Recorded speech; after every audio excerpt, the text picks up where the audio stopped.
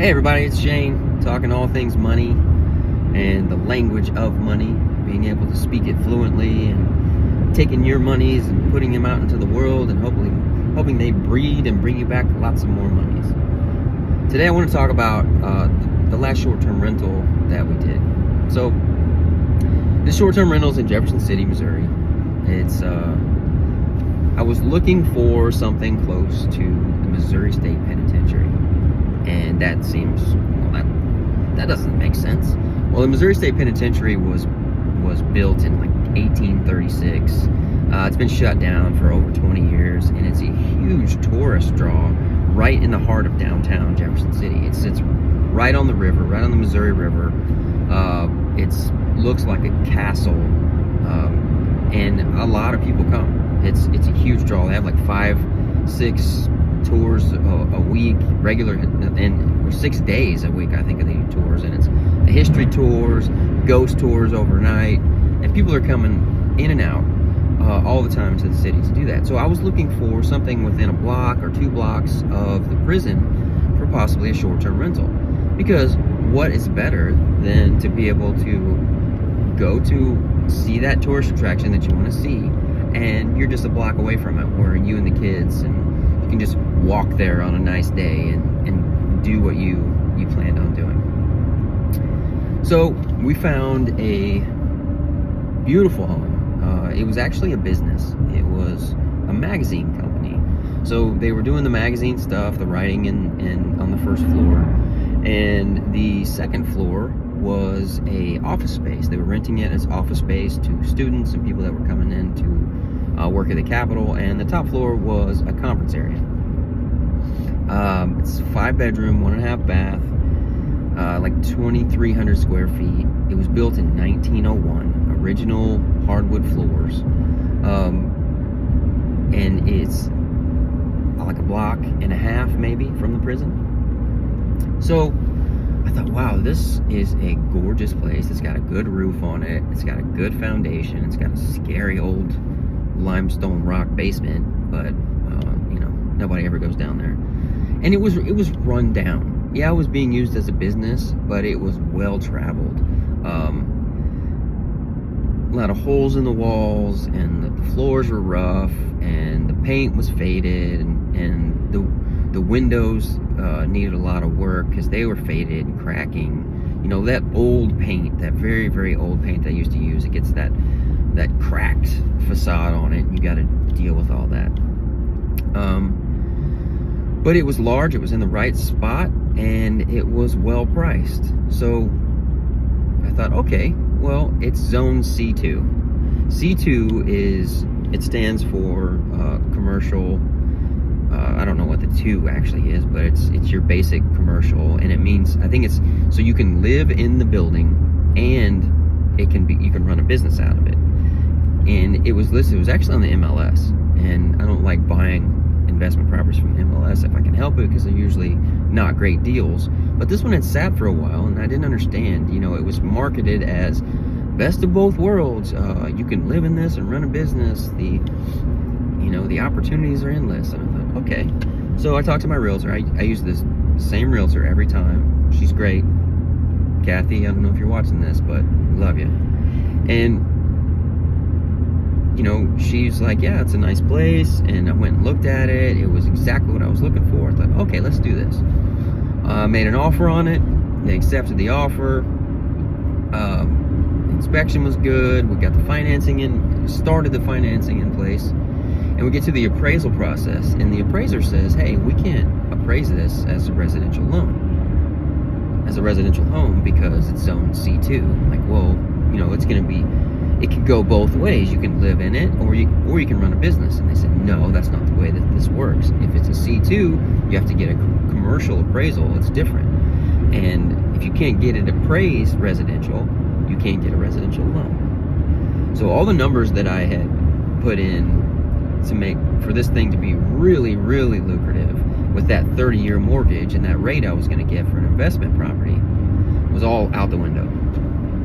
But I still felt like I would not be able to find another property at that location that was gonna be this good and this ready to go. So I thought, okay, let's ask around. I networked a little bit. I talked to some people. I had not gotten a commercial property loan before, so I found a local bank. He was willing to work with me.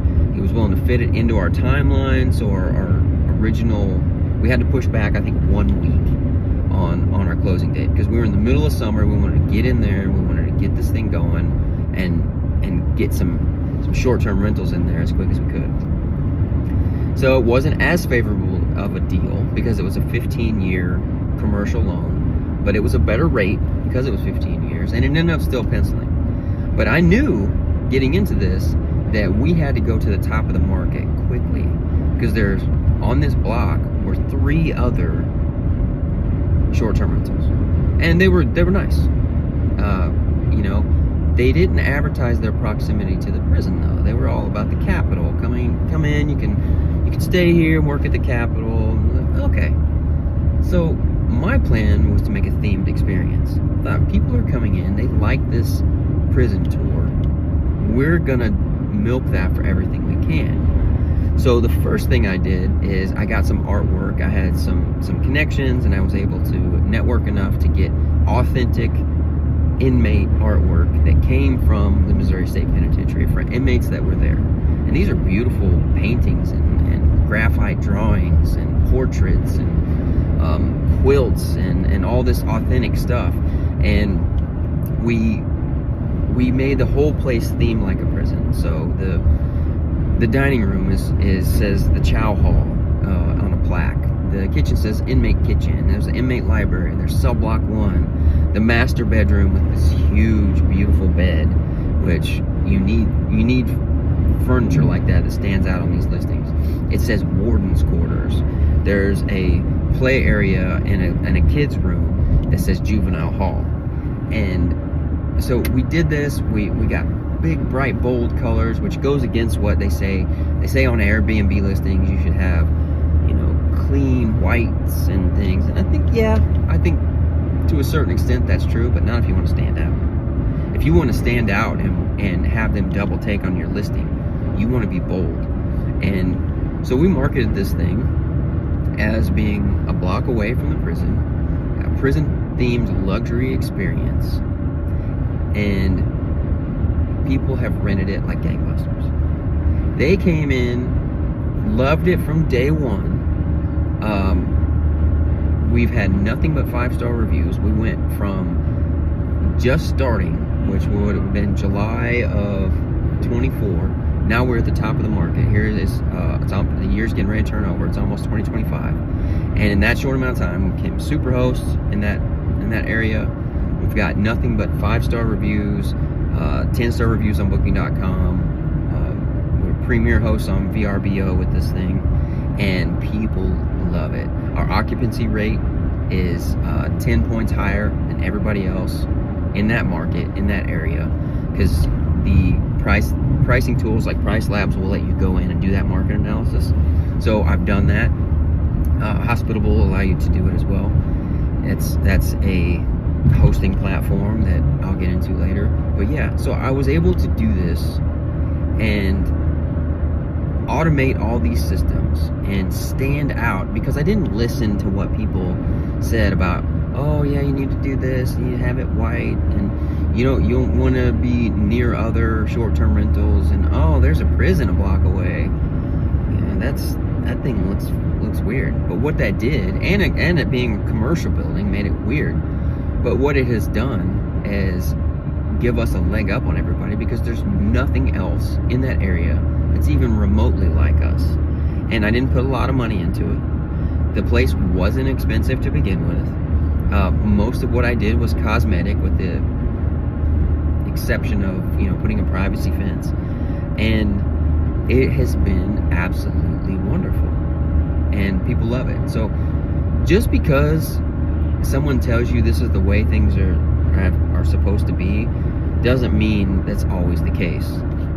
If the market is saturated and you've got all these cookie cutter things, yeah, you put another cookie in that mill and you're not going to get a lot of nibbles. But if in a world full of cookies, you're the only cupcake, that changes things. So, there you have it, guys. Short-term rentals, they still work.